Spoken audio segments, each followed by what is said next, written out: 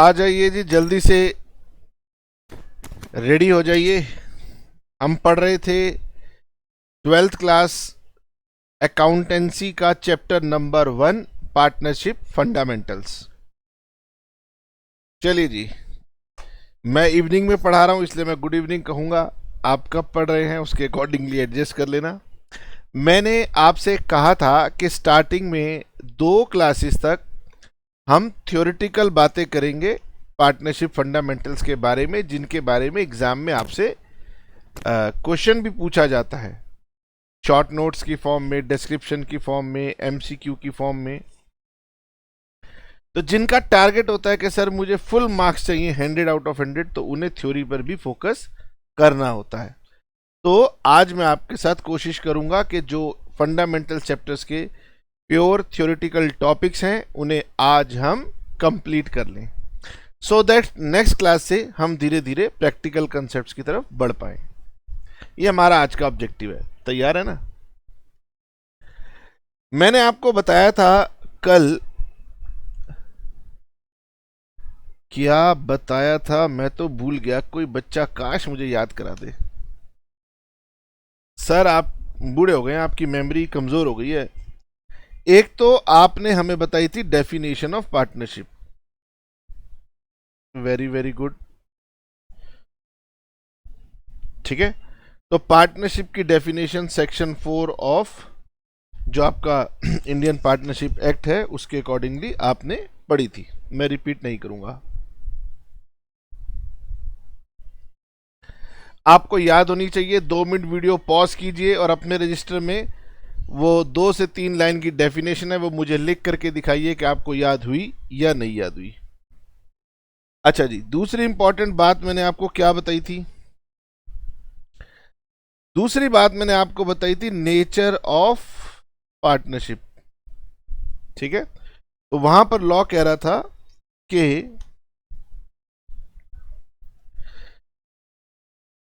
Partnership firm has no separate legal entity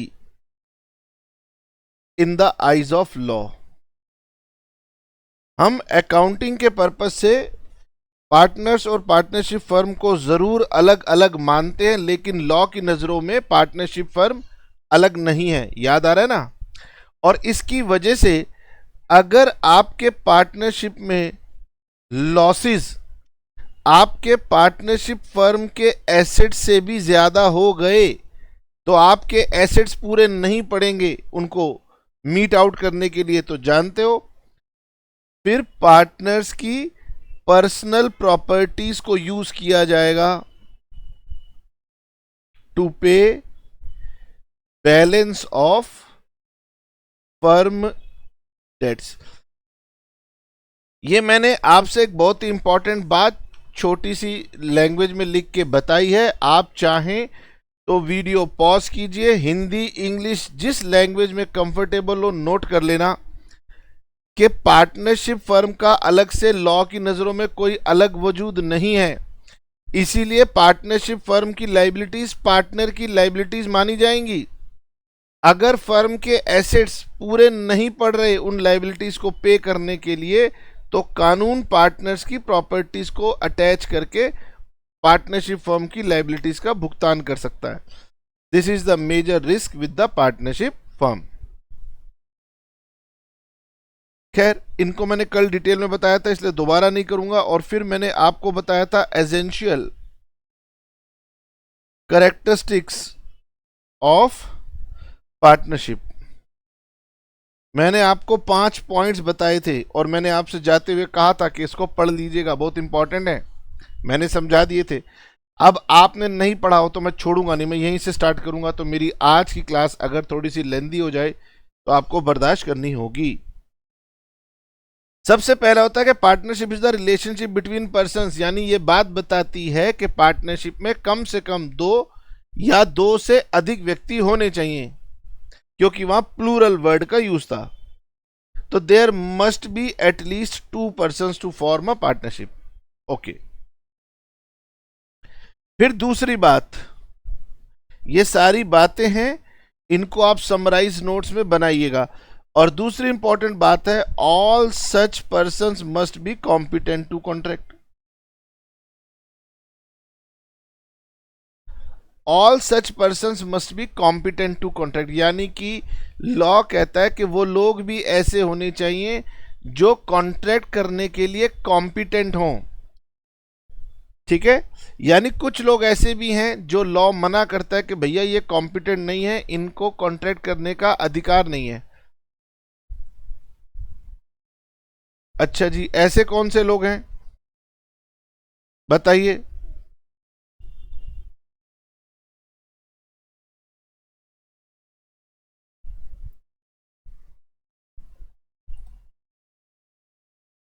तो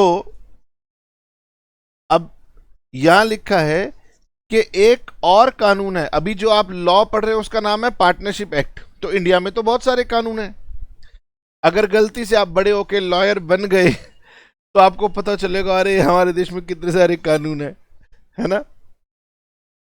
तो according to Indian Contract Act 1872, आपको ऐसे साल याद रखने की जरूरत नहीं है। इंडियन कॉन्ट्रैक्ट एक्ट एक कानून है जो बताता है कि कौन से लोगों को ये अधिकार है कि वो कॉन्ट्रैक्ट कर पाए। तो इंडियन कॉन्ट्रैक्ट एक्ट कहता है हर पर्सन को ये अधिकार है कि वो कॉन्ट्रैक्ट कर पाए, एक्सेप्ट फॉलोइंग। मैंने कल आपको बताया था, मैंने कुछ मूवीज के उदाहरण दिए थे जिससे कि तुम्हें याद भी रह पाए। पहला था पर्सन ऑफ अनसाउंड माइंड, ठीक है जी, पर्सन ऑफ अनसाउंड माइंड। बताइए जी क्या होते हैं पर्सन ऑफ अनसाउंड माइंड। अच्छा, अगर आप कहीं ट्यूशन पढ़ते होंगे ना, कोई आपके दोस्त पढ़ते होंगे या किसी ने भ्रम फैला रखा होगा कि मेरे से बेहतर तो टीचर नहीं होते, मैं बहुत ज्ञानवान हूं, उनसे जाके पूछ लेना, बता नहीं पाएंगे वो आपको। आप कहीं भी ट्यूशन पढ़ते हैं ना, आपको लगता होगा यार ऑनलाइन के टीचर क्या करते होंगे, हमारे तो क्लासरूम के टीचर बहुत मशहूर हैं, हमारे इलाके में टीचर 50 साल से मशहूर है, इसके तो एडमिशन लेने के लिए पैर पकड़ने पड़ते हैं। तो उन ज्ञानवान धनवान लोगों से पूछोगे ना तो बता नहीं पाएंगे आपको।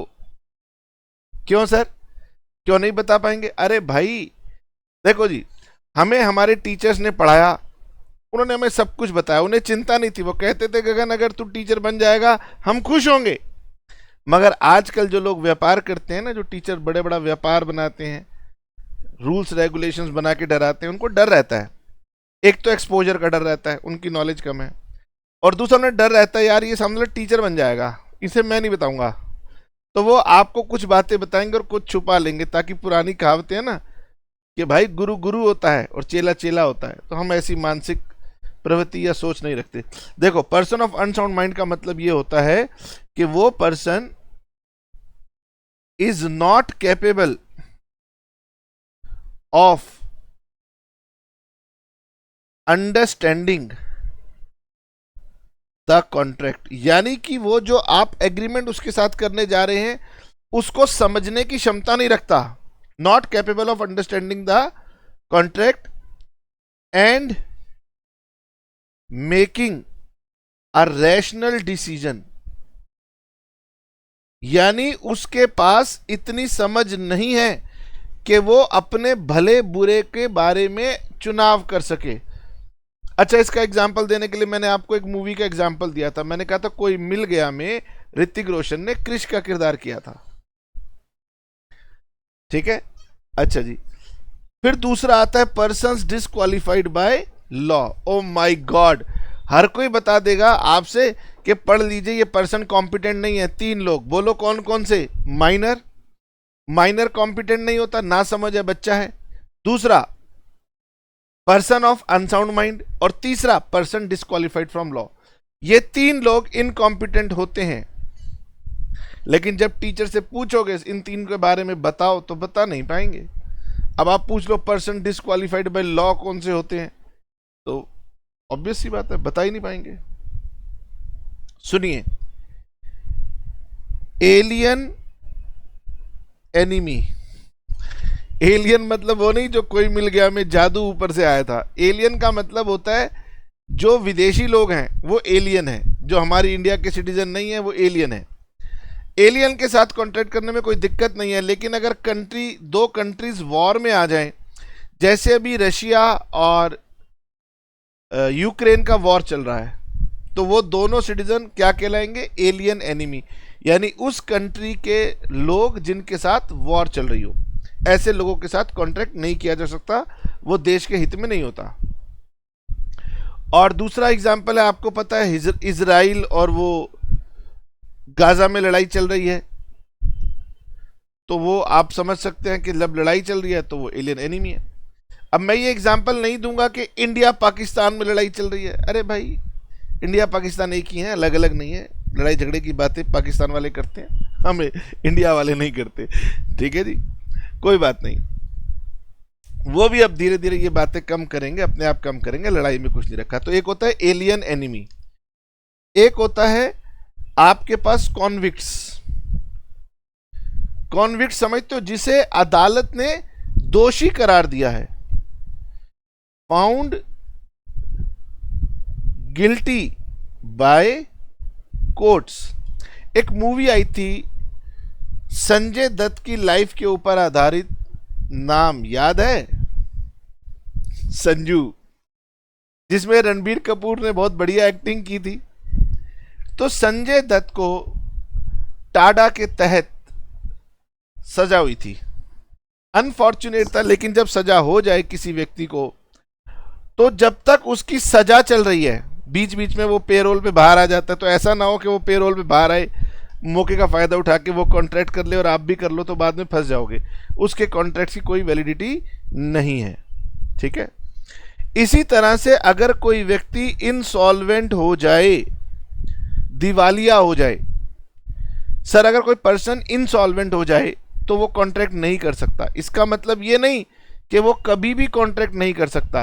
कानून ये कहता है कि जो व्यक्ति इनसॉल्वेंट हो गया, अभी उसके ऊपर कानूनी कार्यवाही चल रही है, उसकी संपत्तियों को बेचा जाएगा, तो अपनी संपत्ति के रिस्पेक्ट में वो कोई कॉन्ट्रैक्ट करने के लिए काबिल नहीं है। अब जब उसकी प्रक्रिया पूरी हो जाएगी, कोर्ट कहेगी हाँ भाई अब तू इंसॉल्वेंट हो गया, तेरे सारे कर्जे वर्जे हमने खत्म कर दिए, उसके बाद वो फिर से कॉम्पिटेंट हो जाएगा। तो ड्यूरिंग प्रोसीडिंग वो इनकॉम्पिटेंट होता है। ठीक है, खैर इस पर मैं और ज्यादा चर्चा नहीं करूंगा, ये हमारे लिए सफिशिएंट है। इतना ज्ञान भी वो टीचर झेल नहीं पाएंगे कि बच्चा कहां से ले आया इतना ज्ञान। अब हमारे लिए मोस्ट इंपॉर्टेंट आता है माइनर, क्योंकि आप समझ सकते हो। Now who is minor? Minor is a person who has not attained the age of majority, जो मेजोरिटी की एज को अचीव नहीं की है। एज ऑफ मेच्योरिटी क्या है? जनरली 18 ईयर्स है। और सर ये कहाँ लिखा है? इसके लिए भी एक लॉ है, इंडियन मेजोरिटी एक्ट, वहां लिखा है। तो जब कोई बात किसी कानून में लिखी होती है, तब उसकी वैलिडिटी और उसकी इंपॉर्टेंस अलग हो जाती है। डिक्शनरी मीनिंग से नहीं कह रहा, लॉ में लिखा हुआ है कि जो व्यक्ति जिसकी 18 साल तक की उम्र नहीं है, उसे लॉ समझता है कि वो भी समझदार नहीं है। तो आप समझ लो आप अभी समझदार नहीं हो, इसलिए जो जो बड़े बड़े गुणगान गाते हो ना यार, वो टीचर ये टीचर सब तुम्हारी बात की कोई वैल्यू नहीं है। वो लिख के दिखाते हैं कि मेरे बच्चे ऐसे ऐसे बताते हैं, उनको बताना कि सर हमारी क्या वैल्यू है। आइए, a minor though not competent to contract can be partner in the firm. अब पार्टनरशिप तो भैया एक रिलेशनशिप है। सुनो मेरी बात ध्यान से, आपको अप्रिशिएट करना पड़ेगा। एक ए है और एक बी है, ये दो लोग हैं, बी माइनर है, और वो आपसे पूछते हैं कि ए और बी ने मिलकर के एक पार्टनरशिप फर्म बनाई,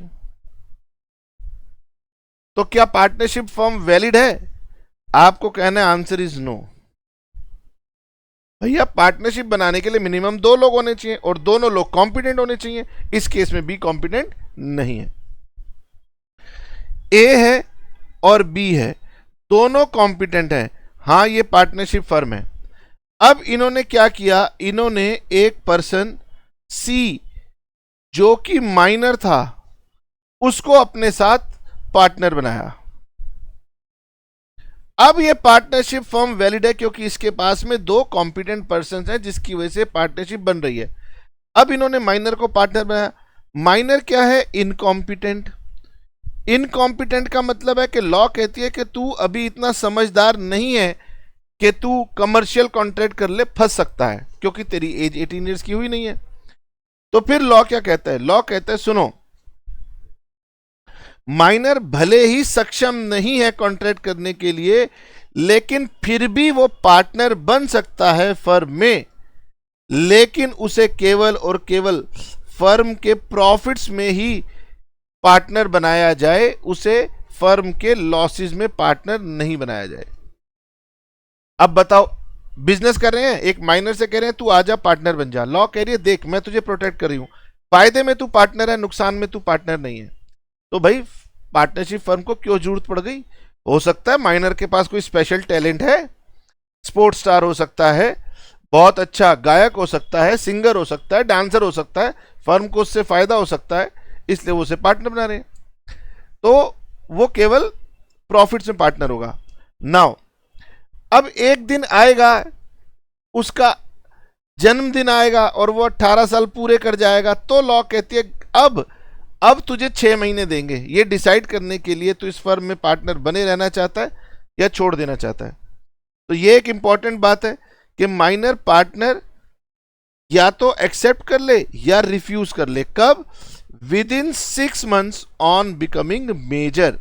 जब वो 18 साल की उम्र को प्राप्त कर लेगा तब लॉ ने उसको 6 महीने दिए कि अब तू डिसाइड कर ले कि तुझे पार्टनर बनना है या नहीं बनना है। अगर पार्टनर बनना है तो क्या होगा और नहीं बनना है तो क्या होगा, यहां नहीं लिखा। तो फिर आप कहोगे सर आप फिर अपनी सीमा पार कर रहे हो ना, तो मैं नहीं पार करता। चलो, इसके बाद एक और इंपॉर्टेंट पॉइंट है कि कितने मैक्सिमम नंबर ऑफ पार्टनर्स हो सकते हैं फर्म के अंदर। सर आपने पार्टनरशिप की डेफिनेशन बताई, जहां लिखा था कि partnership is the relationship between persons.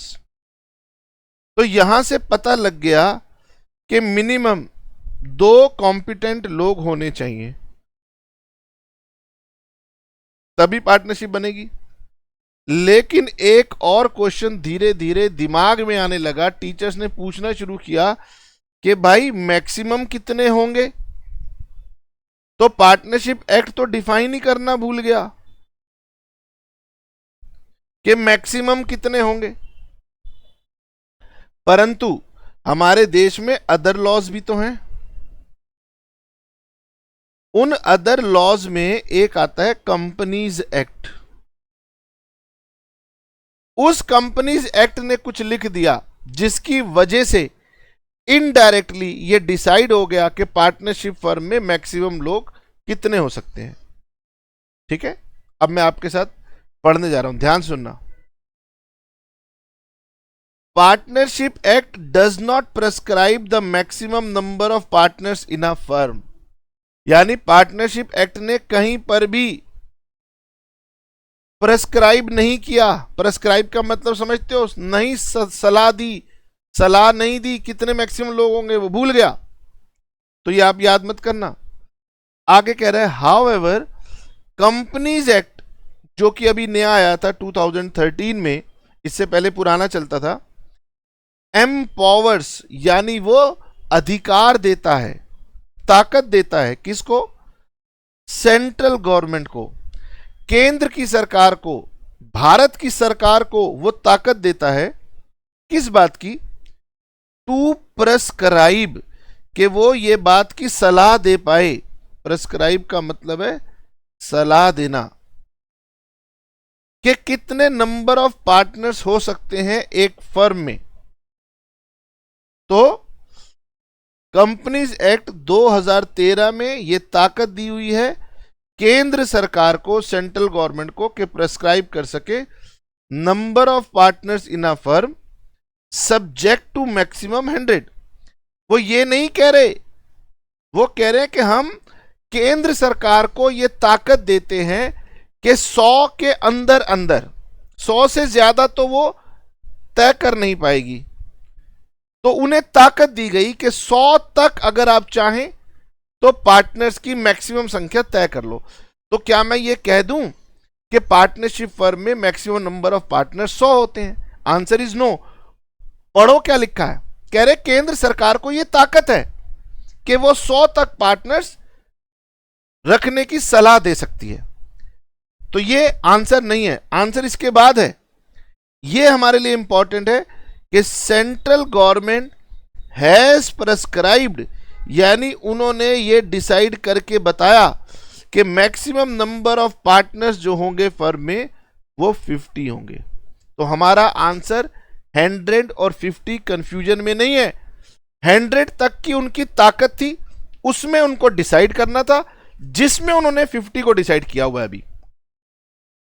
Sir कल को वो 60 कर देंगे तो हम कहेंगे 60 हो सकते हैं, लेकिन 100 नहीं है। 100 लॉ ने ताकत दी है। जैसे आपकी कार होती है ना, मान लो कंपनी ने कार बना के दी कि कार मैक्सिमम 120 किलोमीटर तक चला सकते हैं, तो वो मैक्सिमम ताकत है। लेकिन आप जब सड़क पर चलाते हैं, वहां लिखा होता है कि हमारी इस रोड की अधिकतम सीमा 80 किलोमीटर पर आ रहा है, तो 80 किलोमीटर तक चलानी है। ऐसे ही उनको ताकत थी 100 की, जिसमें से उन्होंने 50 डिसाइड कर दिया। तो अब हमारे लिए क्या आंसर है? मैक्सिमम नंबर ऑफ पार्टनर्स कितने होंगे? 50। आप इसको याद कर लीजिए कि companies act has prescribed maximum number of partners to be 50। Sir अगर एक पार्टनरशिप फर्म में 50 से ज्यादा पार्टनर हो जाए तो क्या होगा? If any firm admit more than 50 partners, then that entity shall become illegal entity। अब वो इलीगल हो जाएगी, अवैध हो जाएगी।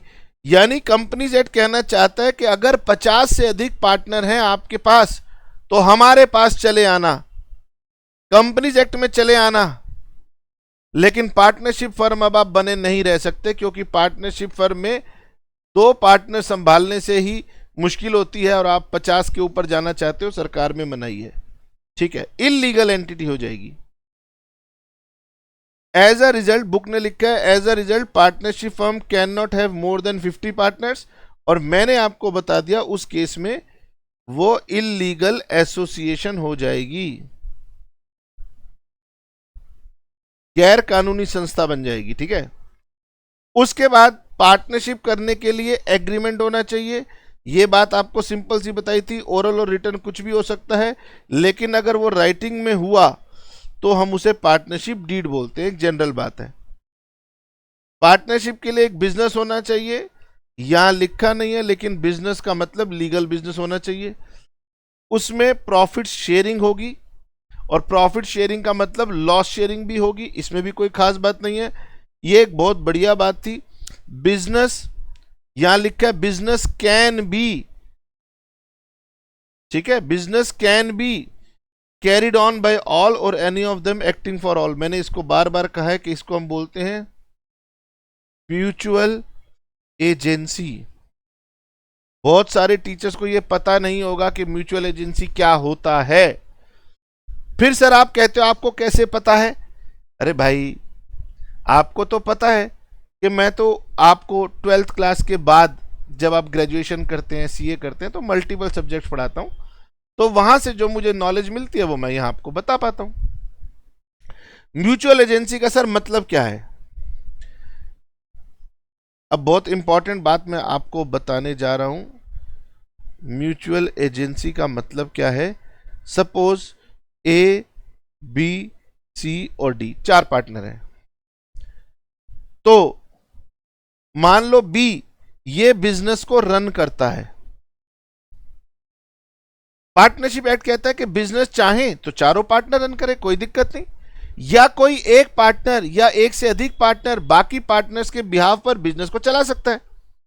अब जब वो बिजनेस चलाएगा तो बी जब भी कोई प्रॉमिस करेगा तो कल को ए, सी और डी मना कर सकते हैं कि मैंने प्रॉमिस नहीं किया था, तो लॉ कहता है ना, उस केस में ए, सी और डी को लॉ ये कहेगा कि बी ने प्रॉमिस किया था एज योर एजेंट, बी ने प्रॉमिस किया था एज योर एजेंट, और जब भी एजेंट कोई बात कह दे तो उसके प्रिंसिपल उसके लिए लायबल हो जाते हैं, तो यानी ए, सी और डी क्या कहलाएंगे? प्रिंसिपल। ठीक है सर, एक और एग्जांपल सुनो इसी में ही। बी घर गया हुआ था, अब डी बैठा हुआ था, एक व्यक्ति आया और डी ने उस व्यक्ति को प्रॉमिस कर दिया। अब की बार प्रॉमिस किसने किया? डी ने। तो डी ने प्रॉमिस किया तो डी बन गया अब एजेंट। किसके बिहाफ पर? ए के बिहाफ पर, बी के बिहाफ पर और सी के बिहाफ पर। यानी हर पार्टनर दूसरे पार्टनर्स का एजेंट है। अगर वो कोई प्रॉमिस करेगा तो दूसरे पार्टनर्स बाउंड होंगे, और एट अ सेम टाइम वो अपने दूसरे पार्टनर्स का प्रिंसिपल भी है। मतलब दूसरे पार्टनर अगर कोई प्रॉमिस करेंगे तो वो उनसे बाउंड हो जाएगा, दोनों बातें चलेंगी। ठीक है, तो हर एक पार्टनर जो है वो दूसरे पार्टनर का एजेंट भी है और उनका प्रिंसिपल भी है। ठीक है, यानी एजेंट वो होता है जिसके एक्ट से उसका प्रिंसिपल बंधा हुआ होता है, और प्रिंसिपल वो होता है जो एजेंट को ये अधिकार देता है। तो ये एजेंट और प्रिंसिपल रिलेशनशिप है। चलिए, ये तो कल तक की बात थी, हमें बहुत समय लग गया, अब हम आगे बढ़ेंगे। अब आता है राइट्स ऑफ पार्टनर्स। तो ये ज्यादा टेक्निकल काम नहीं है, मैं आपकी रीडिंग के लिए छोड़ देता हूं। देखो एक बार पढ़ के बता देता हूं, सिंपल है, इसमें कुछ याद करने की बात नहीं है, सिंपल पढ़ने से काम चल जाएगा। हर पार्टनर के पास ये अधिकार है कि वो पार्टिसिपेट कर सके बिजनेस की मैनेजमेंट में, बिजनेस के संचालन में वो हिस्सेदारी कर सकता है। हर एक पार्टनर के पास अधिकार है to be consulted about business matters, कि बिजनेस के डिसीजन लेने में उससे पूछा जाए। हर एक पार्टनर के पास अधिकार है कि वो बुक्स ऑफ अकाउंट्स की इंस्पेक्शन कर सके और उसकी कॉपी ले सके। तो देखो अकाउंटिंग कितना पावरफुल सब्जेक्ट होता है कि उससे कितनी कुछ चीजें तय हो जाती हैं। हर पार्टनर के पास ये अधिकार है कि वो अपने हिस्से के प्रॉफिट और लॉस को मांग सके। ठीक है, अब यहां पर एक बात लिखी है जो कि अभी थोड़ी देर में रिपीट होगी, अभी आप पढ़ोगे तो कहोगे सर आपने अभी ये नहीं बताई। हर पार्टनर्स के बीच में जो प्रॉफिट बांटा जाएगा उसका एक अनुपात तय किया जाता है, प्रॉफिट शेयरिंग रेशो। लेकिन अगर किसी वजह से ये अनुपात तय ना हो पाए, बिजनेस शुरू हो जाए, तो कल को झगड़ा हो जाएगा। और ये one of the most condition, important condition है जिसकी वजह से पार्टनरशिप बनती है, प्रॉफिट की शेयरिंग, और वो आप तय करना भूल गए। तो ऐसे में लॉ कहता है कि अगर कोई ऐसा करना भूल जाए तो ये सब बराबरी में बांटे जाएंगे। कल को वो झगड़ा करे, नहीं मैंने ज्यादा समय दिया, नहीं मैंने ज्यादा कैपिटल लगाई, नहीं मैं ज्यादा पढ़ा लिखा हूं, तो वो सब बातें आप जब तय करोगे, जब तक तय नहीं हो जाती हैं तब तक ये बराबर चलती रहेंगी। तो पार्टनर्स में प्रॉफिट्स और लॉसेस की शेयरिंग होगी, और अगर किसी वजह से उन्होंने तय नहीं किया तो कानून कहता है कि बराबरी में गगन बांट देना। ये बात दोबारा से आएगी। अगर किसी पार्टनर ने लोन दिया है, पार्टनर्स कैपिटल लगाते हैं ये अलग बात है, लेकिन लोन देते हैं ये अलग बात है। तो अगर किसी पार्टनर ने लोन दिया है, यानी कैपिटल से अलग, कैपिटल अलग दिया है उसके बाद भी लोन दिया है, तो उसे ये अधिकार मिलेगा कि वो पार्टनरशिप फर्म से अपना इंटरेस्ट ले, मांगे। अब भाई लोन तो दे दिया खुशी खुशी में, लेकिन इंटरेस्ट तय करना भूल गया, इंटरेस्ट तो तय किया नहीं। तब लॉ कहता है कि भाई आपको 6% पर एनम का इंटरेस्ट मिलेगा। अब क्या है कि कानून पुराना है, 1932 का है, तो तब का 6% इंटरेस्ट लिखा हुआ है। ठीक है, यहां पर 6 थोड़ी ना होना चाहिए, यहां तो 18% लिखा हुआ होना चाहिए।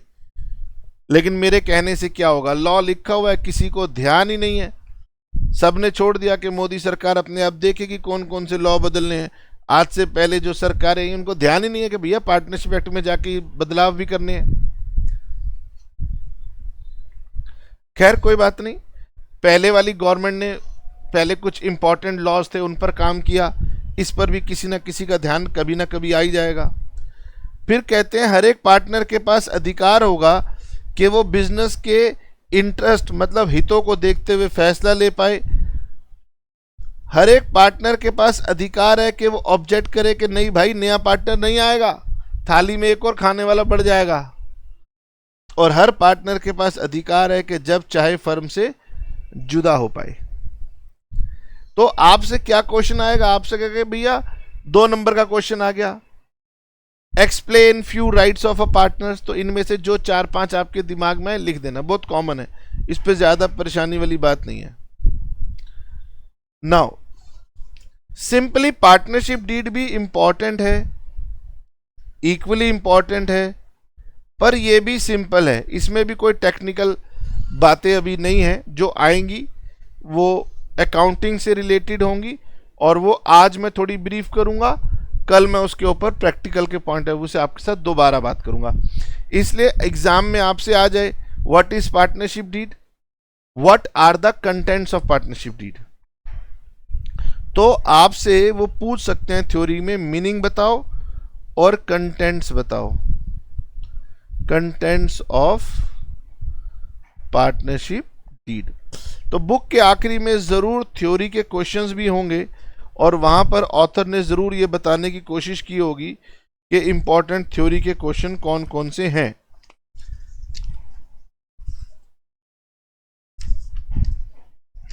ठीक है, तो बुक के पीछे दिए हुए हैं हमारे पास पेज नंबर 1.78 में कुछ थ्योरी के क्वेश्चन दिए हुए हैं, हम उन्हें बाद में देखेंगे। ठीक है, आप सभी को पता है कि एग्रीमेंट जो है वो ओरल और रिटन दोनों में हो सकता है, लेकिन ये हमेशा बेहतर होता है कि राइटिंग में करो, वरना ओरल में तो कोई भी इंसान बदल जाता है, भैया मैंने तो ऐसा कहा नहीं था, इसकी कसम खा लो, मेरे बच्चों की कसम खलवा लो, और बाद में पलट जाते हैं अपनी बात से। हमारे दिल्ली में बहुत उदाहरण है बड़े बड़े दिग्गज लोगों के जो बच्चों की कसम खा के पलटे हैं, इसलिए राइटिंग में करना। अच्छा, अगर ये राइटिंग में है तो हम इसे पार्टनरशिप डीड कह देते हैं, और पार्टनरशिप डीड के कंटेंट होते हैं पार्टनरशिप की टर्म्स एंड कंडीशंस। ये एक कानूनी डॉक्यूमेंट है जिस पर सभी पार्टनर साइन करेंगे। अब आपको कंटेंट के नाम पर जो भी 5-6 कंटेंट समझ में आए वो याद कर लेना।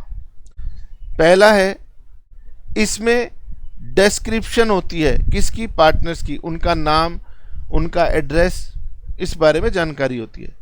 इसमें फर्म की डिस्क्रिप्शन होती है कि फर्म का नाम क्या रखा है और फर्म का ऑफिस कहां पर है। प्रिंसिपल प्लेस ऑफ बिजनेस, अब ये कुछ बच्चों को समझ में नहीं आएगा, थोड़ा टेक्निकल टर्म है, तो इसका मतलब है उनका मेन हेड ऑफिस कौन सा होगा, उसको बोलते हैं principal place of business, head office, main office. और जो उनकी छोटी छोटी ब्रांचेस होती हैं उनको बोलते हैं additional place of business.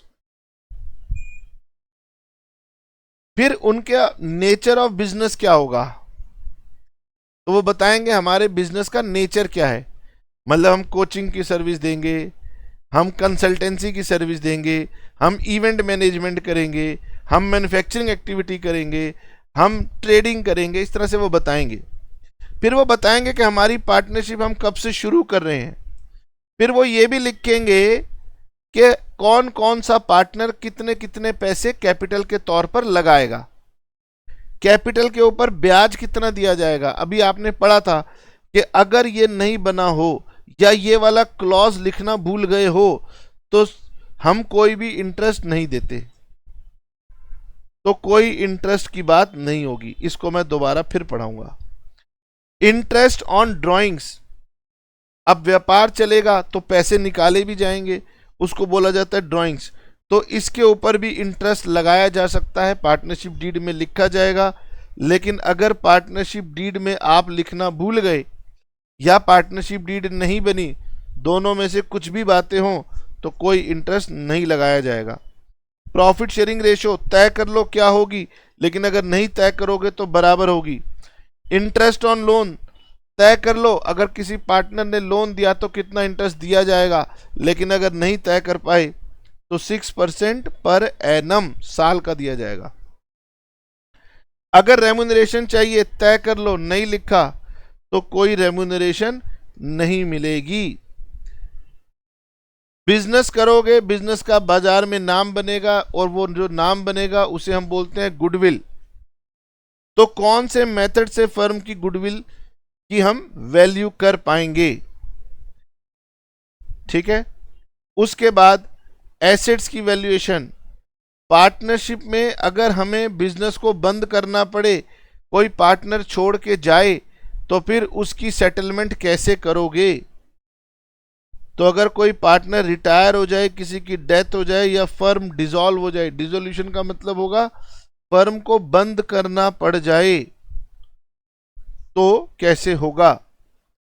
Accounting period क्या होगा? तो ये जनरली 1 अप्रैल से लेकर 31 मार्च का ही चलता है। सभी पार्टनर्स के राइट्स क्या होंगे, उनकी ड्यूटीज क्या होंगी, ये सारी बातें भी इसमें लिखी जाएंगी। हम क्या सोच के चल रहे हैं कि पार्टनरशिप कितनी लंबी चलानी है? सर कैसे कोई बता सकता है व्यापार कितना लंबा चलेगा? अगर नहीं बता सकते तो लिख दो, जब तक इच्छा है तब तक चलेगा, उसको बोलते हैं पार्टनरशिप एट विल, हमारी मर्जी से चलेगा। अगर कोई पीरियड आपको लगता हो कि हम जो काम करने जा रहे हैं वो 5 सालों का है, 10 सालों का है, तो पीरियड लिख देना। अब ये बड़ा इंपॉर्टेंट बात है कि बैंक अकाउंट कौन ऑपरेट करेगा और कैसे ऑपरेट करेगा, क्योंकि फ्रॉड तो यहीं से होंगे, पैसा तो सब यहीं पर है। किसी की डेथ हो जाए तो कैसा होगा, और अगर पार्टनर्स में झगड़ा हो जाए तो कैसे उसका निपटारा होगा। ये कुछ बातें हैं, और भी बातें हो सकती हैं। ठीक है, तो ये सिंपल टॉपिक है, इसको ज्यादा हम कुरेदेंगे नहीं। उसके बाद लिखा है कि a sample of partnership deed is given in QR code. भगवान जाने वो क्यूआर कोड कहाँ है, हमें तो दिख नहीं रहा। उन्होंने कहा गगन अगर किसी बच्चे को पढ़ने का मन हो तो क्यूआर कोड स्कैन करा देना। मैंने कहा मुझे दिखा नहीं।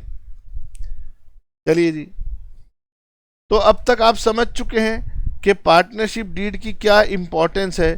तो ये मैं आपकी रीडिंग के लिए छोड़ रहा हूं। ओके, मैंने आपसे क्या कहा? 2 मिनट रुको, बहुत देर से आप पढ़ रहे हो। पार्टनरशिप डीड के बारे में उसका मीनिंग पता होना चाहिए और उसके 5-7 इंपॉर्टेंट कंटेंट्स आप याद कर लेना, इससे ज्यादा कोई आवश्यकता नहीं है। ठीक है, मैंने कहा था पार्टनर्स के राइट्स एक बार रीड कर लेना, उससे ज्यादा कोई अभी आवश्यकता नहीं है। टेक्निकल भी नहीं है, टेक्निकल में था वो मैंने आपको स्टार्टिंग में बता दिया क्या क्या इंपॉर्टेंट है।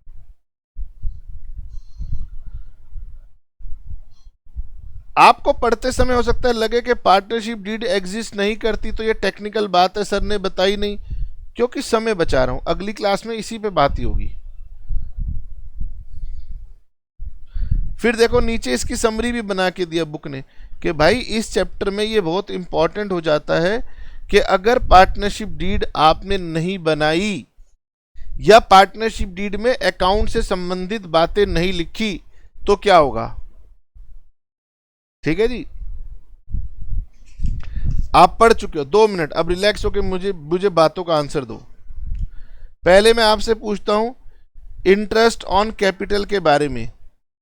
अगर पार्टनरशिप डीड नहीं है, या फिर दोनों बातें कर रहा हूं, पार्टनरशिप डीड तो है लेकिन उसके अंदर वो क्लॉज नहीं है, किसके बारे में? जो नीचे लिखे हैं ये 6 बातें अकाउंट्स के पॉइंट ऑफ व्यू से या एडमिनिस्ट्रेशन के पॉइंट ऑफ व्यू से बहुत जरूरी हैं। अगर इनके बारे में पार्टनरशिप डीड में कुछ नहीं लिखा और अगर पार्टनरशिप डीड नहीं बनी हुई, दोनों ही बातें हैं, तो दोनों ही केस में हमें जानकारी नहीं मिल पा रही पार्टनरशिप डीड से, तो क्या होगा? Interest on capital. वो कह रहे गगन किसी को भी इंटरेस्ट ऑन कैपिटल नहीं दिया जाएगा। देखो पढ़िए क्वेश्चन भी साथ साथ पढ़ते हैं। इलस्ट्रेशन नंबर 1, अमर, करण और चारू पार्टनर्स हैं, 3 पार्टनर्स हैं। आराम से रिलैक्स होके पढ़ो, थक गए हो तो 2 मिनट के लिए वीडियो पॉज कर देना। अमर, करण और चारू 3 पार्टनर्स हैं। They do not have a partnership deed. लो जी, सिंपल सी बात है, they do not have a partnership deed. या वो लिख देते they have a partnership deed but does not contain any clause regarding below points. यानी डीड तो है लेकिन इन सारी बातों के बारे में जानकारी डालना भूल गए, तो क्या होगा? पहला पॉइंट मैंने बोला इंटरेस्ट ऑन कैपिटल के बारे में। हो सकता है किसी पार्टनर ने कैपिटल ज्यादा लगाई, किसी ने कम लगाई, तो कल को जिसने ज्यादा लगाई उसको बुरा लगेगा कि यार मैंने ज्यादा क्यों लगा दी। वो कहेगा भैया मुझे ब्याज दो, तो ऐसे में झगड़ा हो सकता है। तो उन्होंने बोला भाई अगर नहीं लिखा तो कम ज्यादा की बातों को इग्नोर कर दो बस अपने दिल से, कोई ब्याज किसी को भी नहीं मिलेगा। Amar had invested more capital than other partners. ठीक है, तो अमर के मन में बात आ रही है, इसलिए अमर कह रहा है कि भाई इंटरेस्ट ऑन कैपिटल लगाओ। कितना लगाओ? 10% पर एनम। लेकिन करण और चारू कहते हैं कि नहीं भैया पार्टनर्स इंटरेस्ट ऑन कैपिटल नहीं लगेगा। तो ऐसे में क्या होगा? तो आप लिखोगे since there is no partnership deed no partner will be allowed any interest on capital. बात खत्म। यानी अमर तुझे कोई इंटरेस्ट नहीं मिलेगा और तुझे तो क्या तीनों को नहीं मिलेगा। बात खत्म। ओ, तो इंटरेस्ट ऑन कैपिटल के बारे में क्या बोला? नहीं मिलेगा। दूसरा, किसी पार्टनर के मन में बात आएगी कि भैया मैं सारा दिन दुकान पर बैठता हूं और बाकी लोग नौकरी करते हैं, मुझे तनख्वाह मिलनी चाहिए, रेम्युनरेशन मिलनी चाहिए। तो लॉ कहता है कि भैया अगर रेम्युनरेशन चाहिए तो पार्टनरशिप डीड में लिखो कितनी रेम्युनरेशन मिलेगी। अब पार्टनर्स कहते हैं यार तब समझ नहीं थी, साइंस से पढ़ के आए थे, लिखा नहीं है। तो लॉ कहता है कि भैया ठीक है बदल के आओ पार्टनरशिप डीड, लेकिन फिलहाल के लिए समझ लो कोई रेम्युनरेशन नहीं मिलेगी, कोई कमीशन नहीं मिलेगी, कोई सैलरी नहीं मिलेगी, कुछ भी नहीं मिलेगी। ओ सर पढ़िए। अब करण कह रहा है कि भैया मैं ज्यादा टाइम डिवोट करता हूं बिजनेस में, तुम कम टाइम डिवोट करते हो, मुझे सैलरी मिलनी चाहिए 5000 पर मंथ, लेकिन बाकी पार्टनर ने मना कर दिया। कह रहा करण कह रहा अमर कह रहा मेरी बारी में इंटरेस्ट दिया था तो तेरी बारी में रेम्युनरेशन नहीं मिलेगी। तो ठीक है नहीं मिलेगी।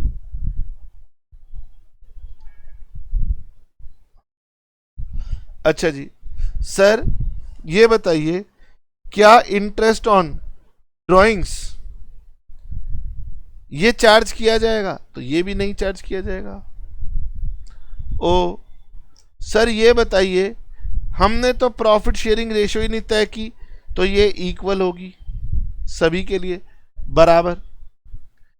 सर किसी पार्टनर ने फर्म को लोन दिया, loan by partner to the firm. Partner ने फर्म को लोन दिया, पार्टनर कह रहा है भाई मैंने तुम्हें लोन दिया ब्याज दो। तो लॉ कहता है कि भैया जब तू लोन दे रहा था तो लोन की शर्तें तय की थी तूने? कहता है नहीं की। तो लॉ कहते हैं भैया पार्टनरशिप में लिखा है, नहीं लिखा। तो फिर लॉ कहती है देख अब हम समझते हैं कि लोन और कैपिटल में अंतर है, इंपॉर्टेंट है, लोन और कैपिटल में अंतर है, लोन पर इंटरेस्ट मिलेगा। ध्यान से सुन लो, कैपिटल पर इंटरेस्ट नहीं मिलेगा, कैपिटल तो सभी लोगों ने लगाई है, कम ज्यादा लगाई है, लेकिन लोन की एक अलग इंपॉर्टेंस है, एक अलग वैल्यू है। तो लॉ ने कहा लोन के केस में 6% होगा। अब बच्चा 6% याद कर लेगा, तो भाई पीरियड भी याद करना है, 6% पर एनम। अब इसके साथ साथ लिखा है कि इंटरेस्ट ऑन लोन जो होगा वो चार्ज होगा, चार्ज अगेंस्ट प्रॉफिट। तो इसका मतलब मैं आपको नेक्स्ट क्लास में बताऊंगा, अभी पेंडिंग रखता हूं, ठीक है। फिर वो कह रहे हैं इंटरेस्ट की पेमेंट करनी पड़ेगी, चाहे फर्म को प्रॉफिट हो या नुकसान हो। इसी की वजह से हम इसे चार्ज बोलते हैं। चार्ज का मतलब है जबरन वसूली होगी, चार्ज का मतलब है कंपल्शन। यही बात को उन्होंने दोबारा लिखा, तो वो अलग बात नहीं है। तो अगर लोन दिया है पार्टनर ने तो 6% इंटरेस्ट पर एनम चलेगा। प्रॉफिट शेयरिंग रेशियो नहीं लिखी तो इक्वल चलेगी। इंटरेस्ट ऑन कैपिटल नहीं मिलेगा, इंटरेस्ट ऑन ड्रॉइंग्स नहीं मिलेंगी, रेम्यूनरेशन नहीं मिलेगी। अब बात आई एडमिशन ऑफ अ पार्टनर। जैसे होता है पॉलिटिकल पार्टी में, एक मुख्यमंत्री कहता है भाई मेरे बाद मेरी पत्नी को बनाओ, मेरे बेटे को बनाओ। तो जैसे पॉलिटिकल पार्टी में वो कहते हैं कि भाई मेरे बाद इसको भी जोड़ो, वहां तो कोई विरोध कर नहीं सकता, लेकिन हमारे यहाँ पर कानून में लिखा है कि हाँ, पार्टनरशिप के अंदर आपके पास अधिकार है कि विरोध करो, ये नया पार्टनर एडमिट नहीं होगा।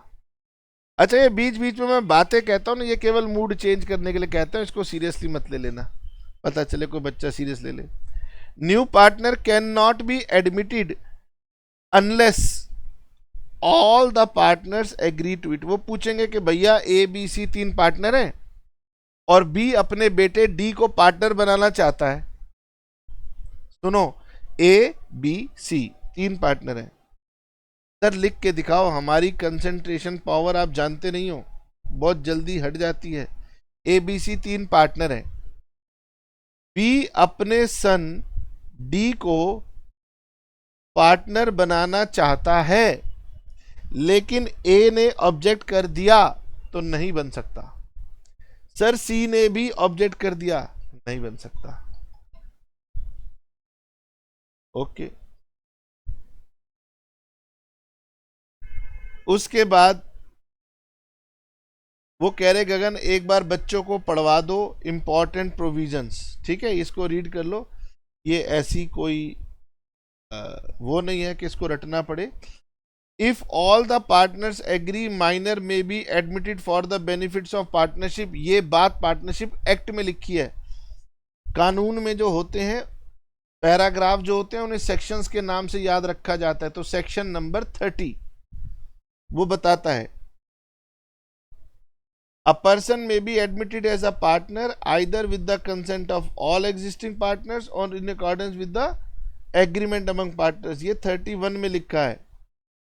पार्टनर में रिटायर, ये 32 में इसके बातें लिखी हैं। Registration of the firm is optional. अब देखो ये इंपॉर्टेंट बात है, आपने पार्टनरशिप फर्म बनाई तो सरकार वैसे तो हर बार में कहती है कि मेरे पास आके ना रजिस्ट्रेशन करा लेना। अगर रजिस्ट्रेशन कराएगी सरकार तो जरूर पूछेगी कि भैया तुम्हारी पार्टनरशिप डीड है या नहीं है, और अगर पार्टनरशिप डीड होगी तो आपके झगड़े भी कम होंगे। लेकिन ये कानून आज़ादी से पहले का 1932 है, तो उस जमाने में होता था ऑप्शनल है। तो ये एक पॉइंट है जो कि सरकार को बदल देना चाहिए कि ठीक है पार्टनरशिप फर्म की रजिस्ट्रेशन होनी चाहिए, लेकिन अभी ये ऑप्शनल है। अनलेस अदरवाइज एग्रीड, लॉ की भाषा को समझने की कोशिश करना। लॉ कहता है कि अगर आपने तय नहीं कर रखा होगा, अनलेस अदरवाइज एग्रीड, अगर आपने तय नहीं कर रखा होगा तो पार्टनरशिप डीड में नहीं तय कर रखा होगा तो फर्म बंद हो जाएगी on the death of a partner. Section 35। तो ये अभी आपको रटने की जरूरत नहीं है, समझने की जरूरत नहीं है। हम कम से कम 3 से 4 महीने लगाते हैं पार्टनरशिप को पढ़ने में, और जब 3 से 4 महीने हो जाएंगे आप मैच्योर्ड हो जाएंगे। ये सारी बातें अगर अभी नहीं समझ में आ रही हैं तब अपने आप समझ भी आ जाएंगी और याद भी हो जाएंगी। ठीक है sir.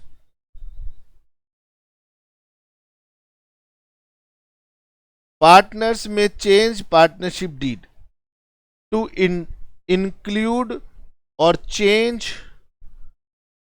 any of the clauses of the partnership deed as and when considered appropriate। देखो भाई, इस साल तो पता चला कि यार डीड में ये बात नहीं थी, तो आगे से मिल करके तय करके आप पार्टनरशिप डीड में कोई क्लॉज ला सकते हैं, हटा सकते हैं या बदल सकते हैं। ये लिखा है कि अभी के लिए तो जो लॉ में लिखा है वो फॉलो कर लो, आगे के लिए बदलाव ले आओ। सर पार्टनर्स के अधिकार तो पढ़े, पार्टनर्स की कुछ लाइबिलिटीज भी होती होंगी। हाँ जी, तो दो छोटी छोटी लाइबिलिटीज हैं, वो देख लेते हैं, आज का काम खत्म हो जाएगा। ये थ्योरी के पार्ट यहीं खत्म हो जाएंगे। कल से हम ऐसा थ्योरी पढ़ेंगे जिस पर प्रैक्टिकल बेस्ड होगा। अगर कोई पार्टनर बिजनेस के कंपटीशन में कोई व्यापार करता है बिना अदर पार्टनर्स की कंसेंट के और उन्हें कोई प्रॉफिट हो जाता है, तो वो प्रॉफिट उसे अकाउंट फॉर करना पड़ेगा। ठीक है, तो वो उसे फर्म को लौटाना पड़ेगा। ठीक है, अगर कोई पार्टनर फर्म की संपत्ति से निजी प्रॉफिट करता है तो वो भी उसे फर्म को लौटाना पड़ेगा। ठीक है, ये दो बातें हैं, सिंपल सी बातें हैं। ये भी मैं आपकी रीडिंग के लिए छोड़ देता हूं और आज के लिए आपका होमवर्क यही दे देता हूं कि पुरानी क्लास में और आज की क्लास में जो दो मैंने आपको मिला के बातें पढ़ाई हैं उनको आपने नोट करना है, उनको आपने याद करना है। इलस्ट्रेशन नंबर 1 और इलस्ट्रेशन नंबर 2 ये आपके लिए होमवर्क में चलेंगी। ठीक है, और कल मैं आपके साथ इस टॉपिक से शुरुआत करूंगा। उम्मीद करता हूं आपको समझ में आ रहा है जो भी मैं पढ़ा रहा हूं, एज गुड एज जैसे कि आप किसी कोचिंग में पढ़ते हैं।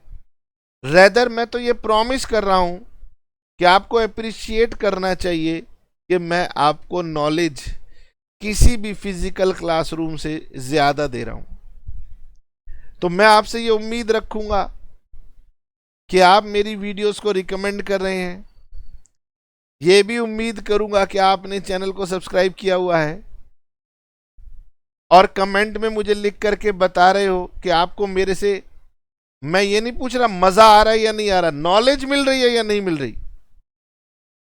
कुछ समय के बाद पता चलेगा कि आपकी नॉलेज आपके उन दोस्तों से अधिक है या नहीं है जो हमारी वीडियो छोड़ के किसी और की वीडियो भी अगर ऑनलाइन सुनते होंगे, उनसे ज्यादा जानकारी मैं आपको दे रहा हूं। मुझे कमेंट में आपसे चाहिए।